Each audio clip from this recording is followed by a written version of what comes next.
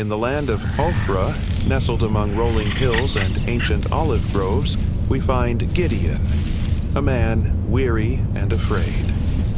Gideon. His hands, rough and scarred from years of labor, worked quickly. His dark, curling hair clung to his sweat-dampened forehead, and his sharp brown eyes flickered nervously toward the horizon. He was not a warrior, but a farmer hiding from the oppressive Midianites who had pillaged the land for 7 years. The Midianites, ruthless and unrelenting, swept through Israel like a plague of locusts. They left destruction and despair in their wake, forcing Gideon and others like him to thresh wheat in secrecy to survive. But on this day, beneath the shade of an ancient oak, something extraordinary occurred. The angel of the Lord appeared to Gideon and spoke, his voice filled with both strength and gentleness. "The Lord is with you, mighty warrior." Gideon, hesitant, frustrated. If the Lord is with us, why has all this happened? Where are the miracles our ancestors told us about? Now, the Lord has abandoned us. But the angel stepped closer, his presence calming the air. "Go in the strength you have," he said, "and save Israel from the hand of Midian. Am I not sending you?" Gideon, lowering his voice, "How can I save Israel? My family is the weakest in Manasseh, and I am the least in my father's house." The angel's expression softened. "I will be with you," he declared, "and you will strike down all of the Midianites, leaving none alive." That evening, under a sky strewn with stars, Gideon wrestled with his fears.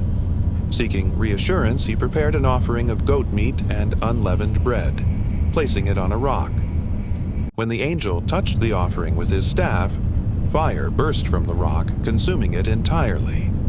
In an instant, the angel vanished.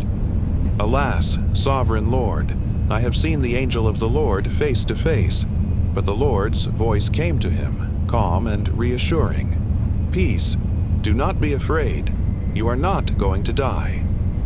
The next night, God gave Gideon a bold command to tear down his father's altar to Baal and cut down the Asherah pole beside it. Gideon, though afraid of his family and the townspeople, obeyed. He carried out the task under the cover of darkness, accompanied by 10 servants. When morning came, the town erupted in anger. "Who did this?" they shouted. But Joash, Gideon's father, defended him. "If Baal is a god, let him defend himself when someone breaks down his altar." As the Midianite army gathered in the valley, a sea of tents and soldiers, Gideon's courage wavered. Seeking confirmation, he laid a fleece of wool on the threshing floor. "Gideon, if you will save Israel by my hand, as you have promised, let the fleece be wet with dew and the ground dry." Still unsure, Gideon asked for the opposite, that the fleece remain dry while the ground was covered in dew.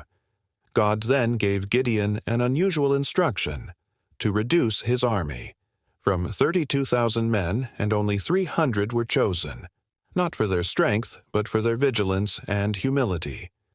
God assured Gideon, "With these 300 men, I will save you and give the Midianites into your hands." Through Gideon's obedience and faith, God delivered Israel, bringing peace to the land for 40 years.